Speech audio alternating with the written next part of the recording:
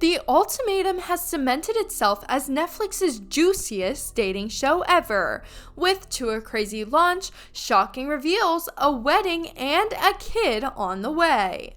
But despite all of the drama that occurred on and off of the show, we're still not over it. For all of our lingering questions and thoughts on Season 1, we started our own investigation into some of the Ultimatum's behind-the-scenes secrets.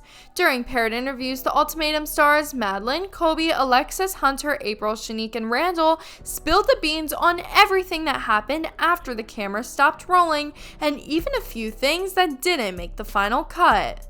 There's still a lot to talk about from the episodes between their relationships are now what they learned from the Ultimatum. So keep watching for some startling details we uncovered from the Ultimatum Season 1 cast. At number 1, the cast of the Ultimatum was recruited for the show through social media.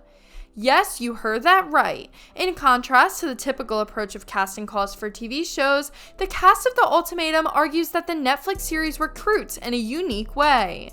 Someone commented on our social media and said, "Hey, we have a dating program we want you to be on for anyone hoping to get married," April said of the casting process. Madeline, Colby, Alexis, Hunter, and Randall all confirmed that someone from The Ultimatum contacted them via Instagram direct message.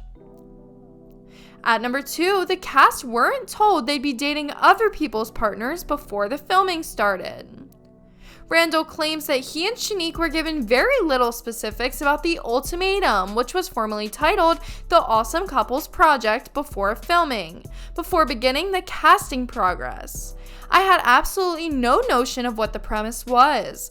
I assumed it was just going to be us going to therapy, sitting down and talking to someone, and then figuring things out. It wasn't us dating other people for 3 weeks, he admits.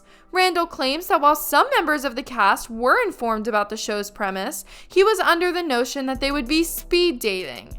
"I didn't realize we'd be living with someone for 3 weeks until the day we arrived or the day before we arrived. That was the shock factor right there, and I was already super skeptical. I almost backed out." At number 3, the surprise engagement in episode 3 caught the cast off guard too. This season of The Ultimatum has had a lot of wild moments, but the surprising dinner scene in episode 3 was something even the characters didn't see coming. I think they did a terrific job editing it and basically portraying everything that transpired, Randall says. What you didn't see were all of the other expressions that were made behind the scenes of the chaos. April made this "you've got to be kidding me" face, and I was like, oh, this is actually happening right now. Randall describes the sequence as an interesting experience amid what was a very long night for the cast. We didn't get to eat until we got to our rooms, which was at 2 a.m. At number 4, the cast felt shortchanged when Alexis, Hunter, Lauren, and Nate left the Ultimatum early.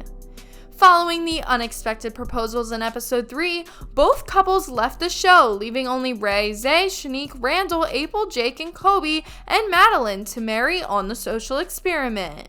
When the proposals came, we felt cheated, as if they were taking the easy way out, Randall says. If that's the case, why did you agree to come on the show? Although the engagements appeared to be perplexing at first, Randall claims that everything worked out for Alexis and Hunter, who are getting married this summer, and Lauren and Nate, and that the rest of the group is thrilled for them. And last but not least, at number 5, April cried way more times than the Ultimatum showed. It's a well-known fact that hours of footage from reality TV shows are frequently edited for some time constraints. While April's supercut of her speaking in third person during the reunion sounded excessive, the Ultimatum star believes it pales in comparison to the countless moments of her crying. "I cried a lot more than they showed you," she admits. "So when people said, 'You're such a crybaby, you were crying in every scene,' it wasn't even a quarter of it." She also admits that she was astonished that they had so many scenes of her when she wasn't having a full-on meltdown, even though viewers said that it seemed to be all she did. Well guys, thank you so much for making it to the end of the video. Be sure to smash that like button, subscribe to TV Explosion, and ring that notification bell so that you never miss a video. Thanks for watching!